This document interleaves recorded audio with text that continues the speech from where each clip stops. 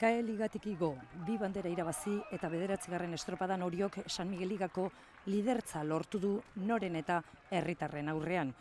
Kaikuk lerrotik ordaindu du gertatu zaiona, aurrena sartu da lehen ziabogan, kateatuta gelditu eta azkena irten da 13 segundura.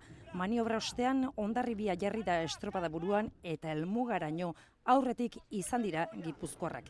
2006an lortu zuen garaipena Hondarribiak Orion eta gaur errepikatu egin du lehen postua Ama Guadalupekoak. 8 egunen buruan bigarren bandera da gipuzkoarrentzat. Denboraldi hasieran kosta egin zitzaien, baina dagoeneko sasoiko dira. Atzetik Urdaibai, 3 segunduko kalera jarri diete epaileek bizkaitarrei, irtera ustela egin dutelakoan, hala ere lan aparta egin dute eta 7 segundura ziren helmugan. Orio izan da 3. eta Kaikuk ere ezbeharra izan eta gero hortzak estutu eta estropada ona egin du. Lehen txandako deneko betu dute, bigarren txandakoen denbora estropada harrigarria izan da gaur Orion, bandera Hondarribiarentzat Orio lider berria, gipuzkoarrak zorioneko dira.